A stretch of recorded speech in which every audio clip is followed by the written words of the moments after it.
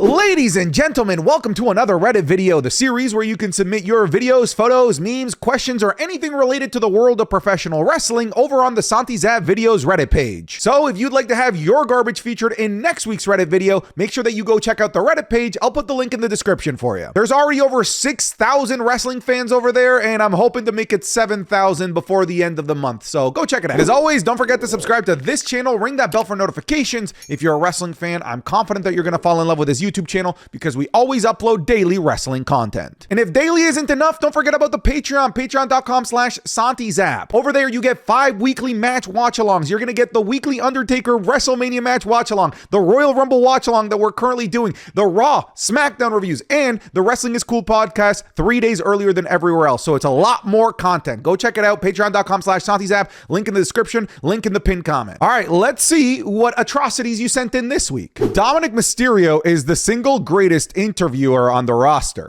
Could you say one nice thing about Love CVV. about your dad? Sure. He's got nice hair. Rey Mysterio has nice hair. Have you seen it? Doesn't have any hair.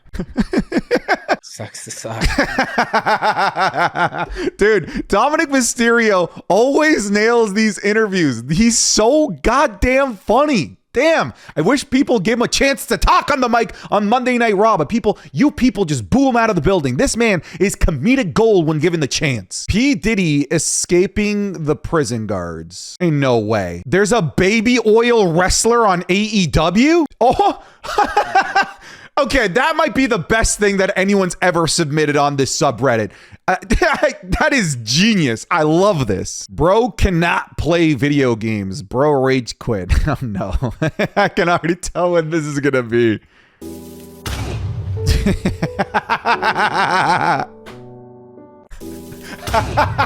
Dude, that's such a clever edit. That is such a genuinely clever edit. What is this page? Balor_XIV. Dude, you earned the shout out. There you go. Who is your wrestling crush as a kid? I'll go first. Okay, so yours is Alexa Bliss. Fair enough. You know, I can respect the choice. No joke, this is mine. I had the biggest crush as a kid during the Ruthless Aggression era on Victoria, all right? It is what it is. I know everybody was all about Trish and Lita at the time, but I don't know, man. I like the crazy. I like the crazy and the Widow's Peak. All right. I like Victoria. Guess who was at SmackDown? Mark. Mark is everywhere now. I love it. Dude, the guy's got the drip from head to toe with the Americana as well. I'm glad that he got the seats right behind Michael Cole as well. I saw that WWE acknowledged that he was in the building as well. This dude's just sort of becoming an icon of professional wrestling. Even though like his page isn't just wrestling theme songs, he'll just sing literally anything and everything. I just recently saw him singing KSI's Thick of It, and he made it significantly better, to be fair. Which match should be the main event? All right, so when it comes to the crown jewel card,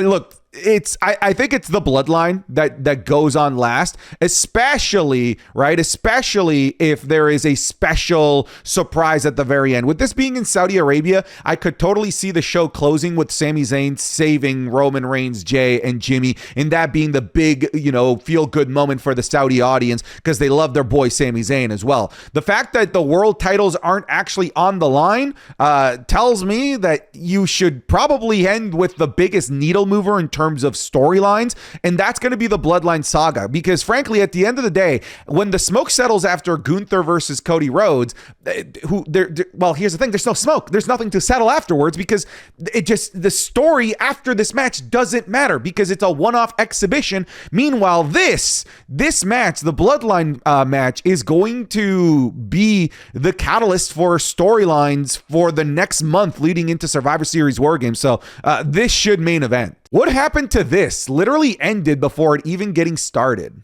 Yeah, a lot of people were getting hype over Gia, which again was what the stands called the relationship between Jay and Rhea. I'm trying to catch you up on the Stan lingo. Yeah, I mean, it would have been cool if they actually paid this off, but I never actually expected it. I actually thought that they were going to initially do Jay and Rhea versus Dominik and Liv Morgan at Bash in Berlin, while also doing Damian Priest versus Finn Balor at Bash in Berlin. Looking back on it, it? That's what they should have done, because they put the Damian and Finn feud on ice for so long that by the time we got to Bad Blood, no one gave a shit anymore. So they should have done Damian versus Finn at Bash in Berlin a couple of weeks removed after the huge betrayal at SummerSlam, and let the fans get their big fan service of Gia versus Dominik and Liv. That's what they should have done. Best match of the year? I want to see what you've got. So you've got Sammy versus Gunther. Unbelievably good match. The problem was just like a really poor buildup to it. Yeah, I mean, you could probably also put the triple threat ladder match as well. This wouldn't be on my list personally. This was an excellent match, heavily carried by the crowd as well. Don't forget that. This is my match of the year right here. This would be my match of the year. I'm surprised that you don't have Roman versus Cody Rhodes on here. I feel like we've already kind of talked about this, so I'm not going to spend too much time on it. But Hell in a Cell, Drew McIntyre, Bad Blood, to me is a perfect match, encapsulating one of the best feuds that I've seen over the last decade. Who should win Male Superstar of the Year? Drew McIntyre absolutely needs to be in the conversation for biggest superstar of the year. At the very least, for breakout superstar of the year as well, believe it or not. Jey Uso, sure, I think you got to have him in the conversation. Sami Zayn, Roman Reigns. I wouldn't personally have Roman Reigns, and I personally wouldn't have Sami Zayn either. Cody, dude, look, I think the answer is probably Cody Rhodes. We're getting into some AEW. Swerve Strickland. What is this? Gunther? Supposed to be Gunther? Will Ospreay? Look, out of these, I would either go Swerve Strickland or Cody Rhodes personally. I'll go with Cody Rhodes. Just kind of like, the dude has been Mr. PLE, every main event, defending the title like crazy. I will go with Cody so far. Explain, Mr. Zap. Oh, I'm sorry. Are you mad or sad that I reposted Cora Jade being Cora Jade on TikTok? Did I make your timeline so much worse by putting Cora Jade on it? You're welcome. You can only erase one match from the history books. Which one are you choosing? All right, so you have the horrible Jerry the King Lawler versus Michael Cole at WrestleMania 27. Ugh. Goldberg versus The Fiend at, what was this, Super Showdown in Saudi Arabia? The 2015 Royal Rumble. Kofi losing to Brock Lesnar in 5 seconds. Okay. All right. To me, this one's easy. Look, this one sucks. This is a close second. I would love to take back Brock Lesnar eating Kofi Kingston for breakfast. This, not the end of the world. It sucked ass, but the timeline is fine with this happening. All right. The timeline's also fine with this happening. It's a one-off encapsulated piece of garbage that didn't affect the other pieces of storytelling or the long term of WWE. It was just dog shit. All right. This caused irreparable damage to Bray Wyatt and The Fiend. This is the thing that we need to change. We don't even need to change the outcome, all right? Here's what you need to do. You just make sure that this match never fucking happens in the first place. That's what you do, all right? This is how you fix this timeline. One step closer. Ladies and gentlemen, get on the Dominik Mysterio bandwagon. I know it still seems like a long shot. Dominik Mysterio can't beat Gunther. That's because you have no vision. That's because you don't understand how things are going to end up playing out. Me, Dominik, and other Dominik Mysterio fans, while you're playing checkers, I'm playing 10th dimensional chess. I am 50 moves ahead of you, and I know that Dominik Mysterio is going to hoist that world championship before the end of the year. And the non-believers will try to tell you, oh, that was so obvious. It was so obvious in terms of storytelling. Triple H is blah, blah, blah, blah. No, you're not going to be allowed on the bandwagon once it happens. So get on it right now if you even want a chance to be able to sniff Dominik Mysterio's world championship victory, all right? Fellas, I love going to wrestling shows, and if you've ever been in a packed arena full of other wrestling fans, you'll know that a lot of them, how do I put this kindly, don't smell very good. And I've always been really careful to take care of my personal hygiene when I go to wrestling shows to make sure that I don't join the statistic of stinky wrestling fans. And now it's much easier to do so thanks to today's sponsor, Mando. Mando works so well because it doesn't cover up odor after the fact with heavy fragrances like certain other deodorants do. Instead, it stops the odor at the source by blocking the bacteria on your skin from eating your sweat, which is the actual actual cause of BO. What does this mean? It means that Mando is clinically proven to control odor for up to 72 hours. Mando deodorant was my go-to deodorant for a SummerSlam weekend, a weekend that I spent walking all over Cleveland, meeting viewers and jumping and screaming for hours in a packed stadium with over 50,000 people. And I may have walked out of SummerSlam incredibly tired. I may have walked out sick with the flu, but damn it, I smelled amazing from beginning to end and beyond. Mando's starter pack is perfect for a new customer. It comes with a solid stick of deodorant, cream tube deodorant, and 2 free products of your choice, like the mini body wash or the deodorant wipes. You also get free shipping. Luckily, I have a discount code to help you get hooked on my favorite smelling whole body deodorant on the market. New customers will get $5 off the starter pack with my exclusive code. That equates to over 40% off of your starter pack. Just make sure that you use code Santi at shopmando.com. Again, that is code Santi at shopmando.com. Thank you very much to Mando for sponsoring today's video. Now let's get back into it. Well. You know I'm brain rotted when I initially read that as like the Big Show's, well, who is that? Okay, anyways, what's this post? Sean Diddy Combs and WWE joined together to put an end to bullying. This has aged like fine curdled milk. NXT has the greatest division in all of wrestling. Prove me wrong. Bro, this women's division is insane. And what's crazy is that there's still even more to it, you know? Like there's still the Lola Vices of the world. There's still the Miss Parkers of the world. You have Rizzo who's starting a thing with Nikita Lyons. Like there is still more women in this division. But this picture alone has so much freaking star power. It's absolutely insane. The NXT women's division is so unfairly stacked at this point that the only thing that rivals it's Stardom itself, an all-women's wrestling organization in Japan. This needs to happen. So what is this? Like a WWE versus AEW War Games dream match? I mean, like it will never happen, but it's kind of cool to fantasize about this. I mean, you know, I'm looking at this and I'm kind of seeing a YouTube video here. I think I might make this YouTube video. I'm gonna steal this idea. I'm gonna make a YouTube video and I'm not gonna credit you for it. Happy times and sad times. Motor City Machine Guns winning the tag titles. Tonga Loa is not champ anymore. Hey, timeout. So true. Hey, you know what? Double-edged swords, sometimes they cut both ways. You know, we got the thing that we wanted with Motor City and new tag champs, but, you know, the infamous, our tribal Tonga Loa is now titleless, unfortunately. I think that means, you know, he has to go after the undisputed title now, right? That's like the only solution here. When this happens, who should be the face and who should be the heel and why? I think it's easy. I feel like Bianca should be the face and Jade Cargill should be the heel. Bianca Belair is like one of the most marketable baby faces that the WWE has. To me, she is a forever babyface. I get that she's played heel before in NXT, but like to me, she is just so over as a babyface that you just shouldn't touch that. Jade Cargill, to a degree, is still, you know, a superstar that's still being shaped and molded in WWE. You can make her whatever you want to be right now. Yes, she's a babyface, but she was fairly recently a heel and a good heel over in AEW as well. So I would say that Jade Cargill should be the heel and Bianca Belair should be the babyface. Was Seth Rollins really wearing the same jacket twice? Seth frickin' Rollins takes the invitation. What?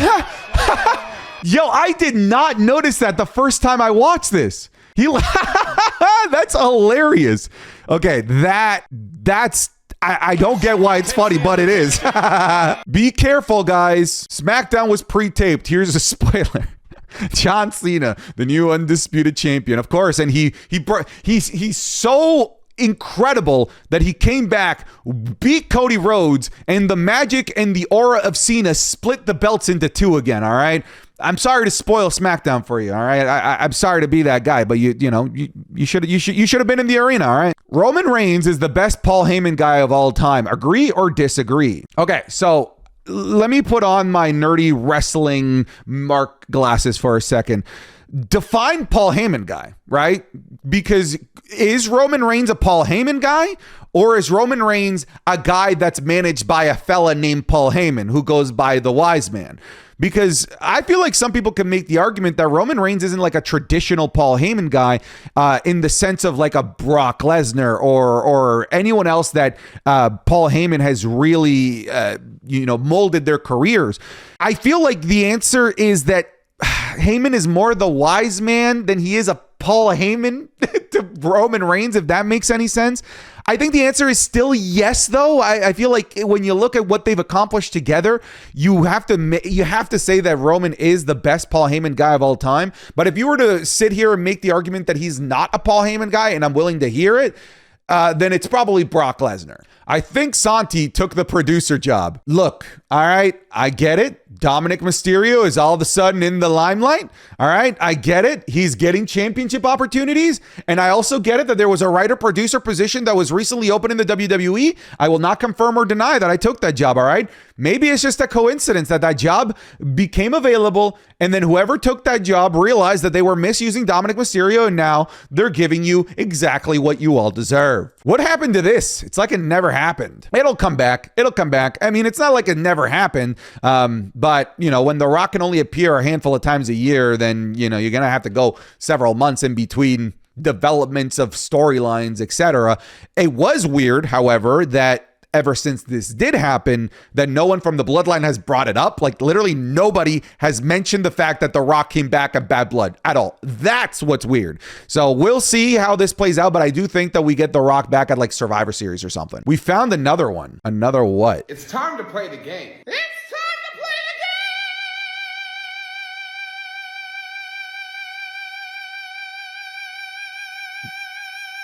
Damn, this dude's got some pipes on him. This caught me off guard. Look, it always makes me nervous when you guys send clips of my own stuff to me. Wow. What we've decided it's gonna be. Bloodline rules. Sorry. Guys, I swear to God, it's an involuntary response. It just comes out of me without even really giving it a thought. Ruthless Aggression has to be the best era. No way that we were getting matches like this on free television. Oh, dude, this was my era of wrestling, man. Cena versus The Undertaker just casually on Raw. Yeah, Hogan versus Lesnar, and Lesnar destroyed and squashed Hogan too. Oh, the Iron Man match, one of my favorite matches of all time between Kurt and Brock. Just Cena versus Edge casually. This happened a lot, though. Triple H versus Shawn Michaels. This ended in a tie, which was crazy. They both pinned each other at the same time. Shawn Michaels versus John Cena, the legendary match, too. Oh, my God, bro. Just seeing... Oh, dude, come on. Ruthless Aggression era, dude. Still my favorite era of professional wrestling, because WWE was just throwing anything and everything at the wall, hoping something would stick. And this is what it resulted in. Just crazy things like this. Thoughts and or hot takes? Yeah, I mean, I don't have too many thoughts on this, on the WWE ID system. For those that don't know, it's basically WWE like finding individual indie talent and giving them a fast track and giving them resources to eventually make it to the WWE system and the WWE umbrella. And they like earmarked several of different schools where they're going to find talent from those schools, like Cody Rhodes, like the Rhodes' Nightmare Factory, Rikishi's Knox Pro in LA, the Booker T school, and I think Seth Rollins school is in that as well. I think it's a good thing. I do see people online complaining about this, saying that if you're an indie talent that already has a path to make it to the WWE, then you're not an indie talent. I mean, like, to me, like, that sounds like a bit bogus. That's kind of bullshit too. Like, if I'm an independent wrestler and I now have a way to make it to the big show, where's the big show, to make the most amount of money and get the most amount of eyeballs, like to get to the Super Bowl of this sport, like, why wouldn't I take that? I think the big criticism that I think is fair is the fact that they've really only handpicked a couple of schools that already have strong ties to the WWE, but that's really it. Like, to me, this is nothing but a net positive, in my opinion. I just don't see a reason to complain about this. Don't let Santi see this flag. Thank you so, but it is the flag of Guatemala. Like I said, how many times have I said this man is an American institution? You're gonna eat what, Santi? You talk about Bronson's meat and I will eat the meat. Go ahead. I stand by what I said. Go check out the Wrestling is Cool podcast, all right? Uploads here every Friday, or on Patreon every Tuesday. Really need those monies. Daddy, please. I need $5,000 for my WrestleMania 41 tickets, dude. Those ticket prices are insane. Right now, nosebleeds are $1,500. $1,500! What the hell? Oh, dude, it's that meth head Logan Paul looking guy. That was awesome.